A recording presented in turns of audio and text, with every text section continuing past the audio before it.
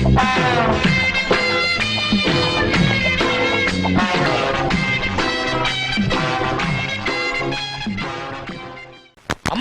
நீ நேரா வீட்டுக்கு போ, நான் நேரா கன்சியூமர் கோர்ட்டுக்கு போய் அந்த பொண்ணை நான் பாத்துறேன்.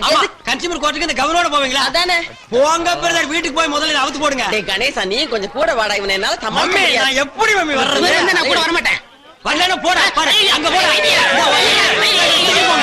போடா நீ முதல்ல வண்டியில போடா.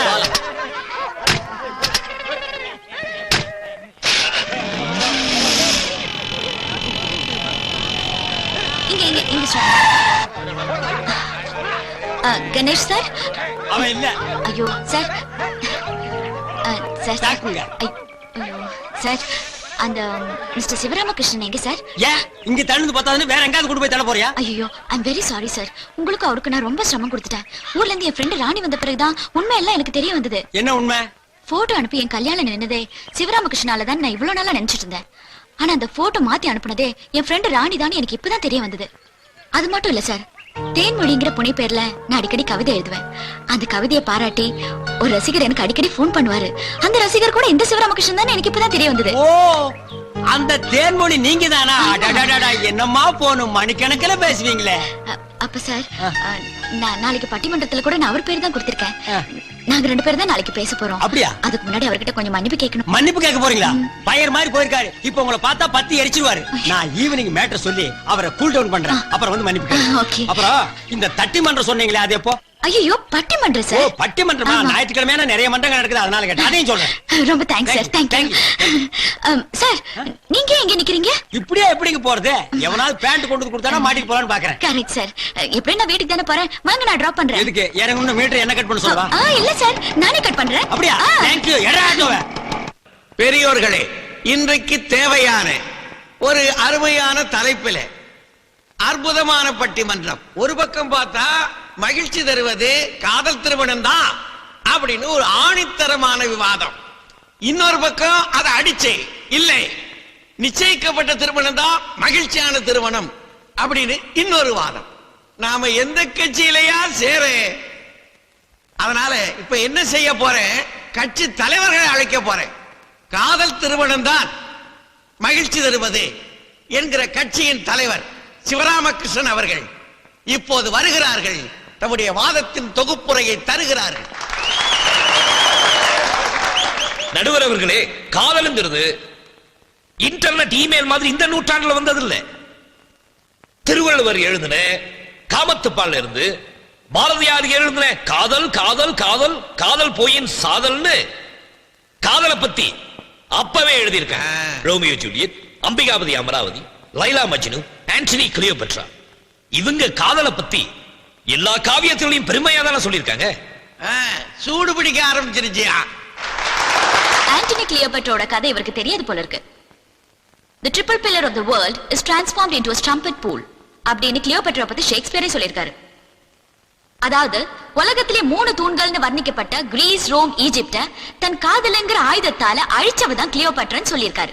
ஓஹோ, உலக அழகின்னு எல்லாரும் ஒத்துக்கிட்ட கிளியோபட்ராவை இவங்க அவதூறா பேசுறாங்க. ஏன் தெரியுமா? அவங்க அழகுல நம்மையாருக்கு பொறாம. அம்பிகாபதி, அமராவதி, ரோமியோ ஜூலியட்னு எத்தனை உதாரணங்கள் சொன்னாரு. எல்லாமே சோகமான முடிவுதான். இல்ல இல்ல இல்ல, அதெல்லாம் சுகமான முடிவு. அந்த காதலர்கள் செத்தாலும் அவங்க காதல் ஜெயிச்சிருச்சே, அதனாலதான் அவங்கள பத்தி இன்னைக்கு வரைக்கும் பேசிட்டு இருக்கோம். காதலால பல குடும்பங்கள் அழிஞ்சிருக்கு. காதலால பல ஜாதிகள் இணைஞ்சிருக்கு. காதலுங்கிறது ஒரு நெருப்பு, அது எல்லாரையும் எரிச்சிடும். காதல் ஒரு அணையா விளக்கு, அது எல்லாருக்கும் வழிகாட்டும். No, no, love is blind. No, love is truth.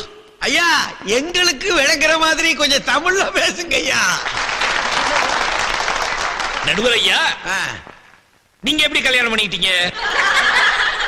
ஐயா, நானே பழைய நினைப்புல நொந்து கிடக்கேன்.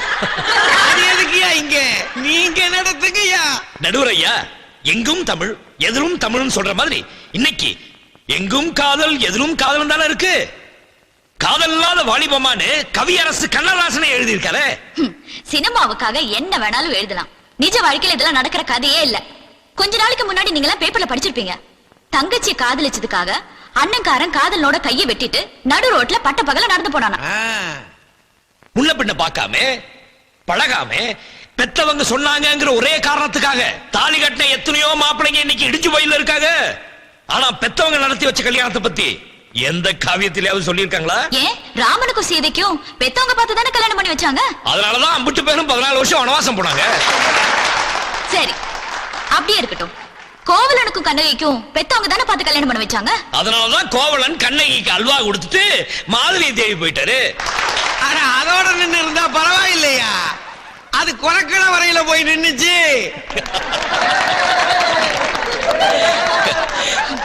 காதலுங்கிறது நம்ம கலாச்சாரத்துக்கு ஒத்து வராத ஒரு விஷயம். ஏன் ஒத்து வராது? நாடு விட்டு நாடு காதல்னு சொன்னா நம்ம நாட்டு பிரதமரா இருந்த ராஜீவ் காந்தி, சோனியா காந்தியை சொல்லலாம். அதே மாதிரி ஸ்டேட் விட்டு ஸ்டேட் காதல்னா எத்தனையோ பேர் உதாரணமா சொல்லலாம். மொத்தத்துல காதல் இல்லாத நாடே இல்லை. உலகம் இருக்கிற வரைக்கும் காதல் அழியாது. காதல் திருமணம் வாழணும், காதல் திருமணம் வளரணும், காதல் திருமணம் ஜெயிக்கணும்.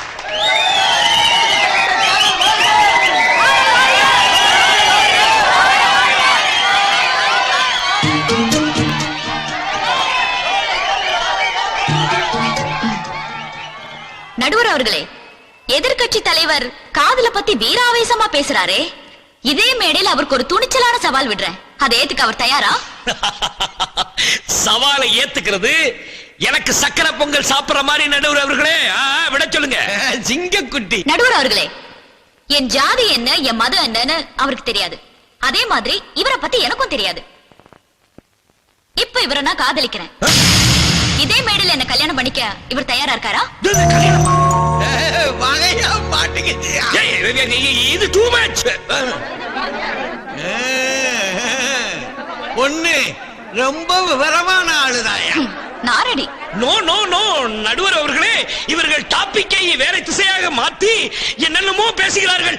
நீங்க தயவு செய்து அவரை அடக்குங்கள். என்னையா இது? அவங்க ஒரு சொல்லம்பு விட்டு இருக்காங்க, நீங்க ஒரு வில்லம்பு போட்டு அடக்குங்க, அல்லது ஒரு சொல்லம்பு போட்டு மடக்குங்க. என்னையா இது? ஐயோ, பாத்தீங்களா, தனக்குன்னு ஒரு பிரச்சனை வந்து தப்பிக்க பாக்குறாரு. நீங்க தானே சவால் விட்டீங்க. அதெல்லாம் இல்ல, நீங்க தான் என்னென்னமோ பேசிட்டு இருக்கீங்க. அதெல்லாம் ஒத்துக்க முடியாது. கல்யாணம் படிக்க முடியாதுன்னா சவாலை தோத்துட்டேன்னு சொல்லுங்க. அதெல்லாம் முடியாது. இது உனக்கு மட்டும் விட்ட சவால் இல்ல, இந்த ஆண் வர்க்கத்துக்கே விட்ட சவால். இந்த கல்யாணத்துக்கு நீங்க ஒத்துக்கோங்க தலைவா, ஒத்துக்கோங்க தலைவா. கல்யாணத்துக்கு ஒத்துக்கோங்க.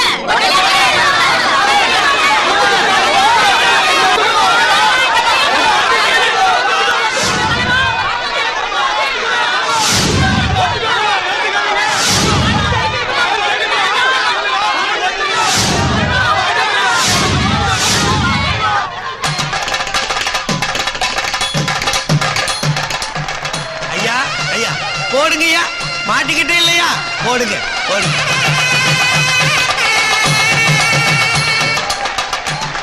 ஐயா, இப்படி நானு ஒரு பட்டிமன்றமும் நடத்துறது இல்லையா. இப்ப நான் கொடுக்க போறது ஏன் தீர்ப்பு இல்லையா, ஒரு பொண்ணு திட்டமிட்டே வந்த தீர்மானம். என்ன செய்ய?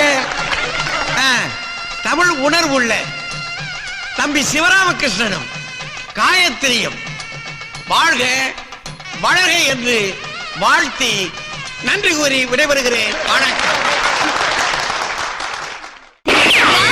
என் பையனை அடிச்சது சக்காலத்தி. வாடி வெளிய, ஒரு கை பாத்துறேன். என் பையனை அடிச்ச கைய உடைக்காம விட மாட்டேன். நீ வாடி. வேணும். நீங்க கொஞ்சம் இருங்க. காயத்ரி, குரல் கொடுக்கறாளா? இரு, எது போறீங்க, நான் பாத்துக்கறேன். டேய், என்ன சாவு குடுக்குற? உன் புள்ளை நான் தான் அடிச்சேன். என்ன என் கை உடைச்சிடுவியா? போட பாக்கலாம். சுமத், இவ எனக்கு இல்லாம சின்ன பையனை அடிச்சிருக்க. அவன் என்ன அனாதை நினைச்சியா? என்னங்க, இவன் உங்க குழந்தை தானே? உங்க குழந்தை தானே? இவன் அடிக்கும் போது உங்க ரத்தம் கொதிக்கல? வாய் திறந்து சொல்லுங்க. சும்மா இருங்களேன். இந்த பார், ஏதோ தெரியாம அடிச்சிட்டா, அதுக்காக நான் அவளை திட்டிட்டேன். ஏன் இப்படி சத்தம் விட்டு ஊரை கொட்டுற? நான் சுட்டுனாலதான் இந்த கூட்டம் கூடிச்சு. கோட்டை கோயின்சாமி, ரொம்ப ஆட்டம் போடாத. துப்பாக்கி உங்காலே விழுந்துட போகுது. மூஞ்சூரு மூஞ்சி சின்ன பின்னமாயிடும். ஐயோ அம்மா, என்னமா இது? என்ன என்னடா பண்ண சொல்ற? இங்க பாரு சுமதி, நான் சொல்றது சும்மா இருங்க. அதான் அவகிட்ட போய் கெஞ்சுறீங்க. இந்த பார், பிரச்சனை எனக்கும் உனக்கும் தான். எதா இருந்தாலும் என்கிட்ட பேசு. அத நீ ஏன் புடிச்சுக்கிட்ட பேசிட்டு இருக்க? அவர் ஒண்ணும் உனக்கு கூட புருஷன் இல்ல, எனக்கும் தான். அத நீ தெரிஞ்சுக்கோ. ரெண்டாம் தரமா ஓடி வந்த உனக்கு இவ்வளவு உரிமை இருந்தா, அவரை முறைப்படி கல்யாணம் பண்ணி 6 மாசம் குடும்பம் நடத்தின எனக்கு எவ்வளவு உரிமை இருக்கும்? திமிரா பேசுறவா? என்னங்க, நானும் ஓடி வந்தவளா? என்ன சும்மா இருக்கீங்க? ஐயோ சுமதி. சுமதி இல்ல, காயத்ரி. ஐயோ காயத்ரி, நெருப்புனா வாய் சுற்றுமா என்ன? அவன் உன்னை வெறுப்பேத்துறதுக்காக பேசிட்டு இருக்கா. நீ ஏன் டென்ஷன் ஆவற? இங்க பாரு காயத்ரி. நான் காயத்ரி இல்ல, சுமதி. ஐயோ மாப்பிள, உன் புது பொண்டாட்டிய மறுவாதிய ஒழுங்கா பேச சொல்லு ரொம்ப ஓவரா பேசுறா டப்பு டப்பு சுத்தி அனுப்பிடுவேன். யோவ், நாங்க என்ன காக்காயா குருவியா நீ டொப்பு டப்புன்னு சுடுறதுக்கு ஐயோ அம்மா கொஞ்சம் சும்மா இருமா. எப்படா சும்மா இருக்கிறது பொம்பளைக்கு பொம்பளை பேசிக்கிட்டு இருக்கும்போது இந்த ஆள் என்ன சுடுறேங்கிறான் ஏற்கனவே வேட்டு சத்தம் கேட்டுதான் உங்க அப்பாவுக்கு ஒரு காது அவுட்டு இதெல்லாம் நீ கேட்க மாட்டியா இங்க பாரு மாமா, பெரிய மனுஷன் இவ்வளவு நேரமா சும்மா இருந்தேன். மரியாதையை உங்க பொண்ணை கூட்டிட்டு வீட்டுக்குள்ள போங்க. என்னது போக முடியாதியா? போறேன்னா என்ன பண்ணுவ? புடிங்கி கயிறு திரிச்சிருவியா? மகனே, போடுங்க அவனை. இவ்வளவு நேரமா உன் கையில துப்பாக்கி இருந்ததேங்கிறதுக்காக நான் பேசாம இருந்தேன். என்னடா பேசிக்கிட்டு இருக்க? அதானே? என் மாமா முன்னால நிக்கிறதுக்கு உனக்கு அருகதை இருக்காடா? நெஞ்ச நிமித்திக்கிட்டு நிக்கிற, பிச்சு புடுவான் படுவா. ஏய் என்ன அடிச்சிட்டில்ல? ஆமா. உன் தங்கச்சி புருஷன் கூட பார்க்காம என்ன அடிச்சிட்டில்ல? இருடா மூஞ்சூரு ஒரு கோட்டர் ஏத்திட்டு வந்து இன்னொரு காதையும் பஞ்சர் ஆக்கிடுற. இன்னொரு மிஷினை வாங்கி போட்டுக்கிறேன். சீ, போடா, போடா. அப்பா அப்பா அப்பா போதுமா போதுமா இப்போ முதல்ல என் புள்ளைய அடிச்சீங்க இப்ப எங்க அப்பாவை அடிச்சிட்டீங்க நான் மட்டும் தான் பாக்கி என்னைய அடிச்சிருங்க ஏன் விட்டு வைக்கிறீங்க? அடிங்க, அடிங்க. ஏய், தொடாத தொட்டா கை உடைச்சிருவேன். என்னங்க அவ தொடர நீங்க சும்மா இருக்கீங்க? ஐயோ காயத்ரி வீட்டுக்குள்ள நான் போய் ஏன் உள்ள போனோம் அவதான் அவ கிட்ட முதல்ல அவளை போக சொல்லுங்க. காயத்ரி இங்க பாரு சுமதி, ஊரே வேடிக்கை பாக்குது. ப்ளீஸ் மா, ப்ளீஸ் வீட்டுக்குள்ள போய. ப்ளீஸ் மா, ப்ளீஸ். இப்படி செல்லமா முன்னாடியே சொல்லிருந்தா நான் அப்பவே போயிருப்பேன். நான் உன்ன அந்த மாதிரி வார்த்தை மீறவில்லை. நான் வரேன் மாமா. அப்பாடா. வாங்க போலாம். ஓடிருங்கோ. என்னங்க என்ன மயங்கி நிக்கிறீங்க? ஏய், நான் ஒண்ணு மயங்கலையே. வீட்டுக்கு வாங்க. காயத்ரி காயத்ரி காயத்ரி. ஐயோ. காயத்ரி அவ்வளவுதான் காட்ட முடியும். அதுக்கு மேல காட்ட முடியாது. மத்த கம்பெனிகள் காட்டலாம், ஆனா எங்க கம்பெனி காட்டாது.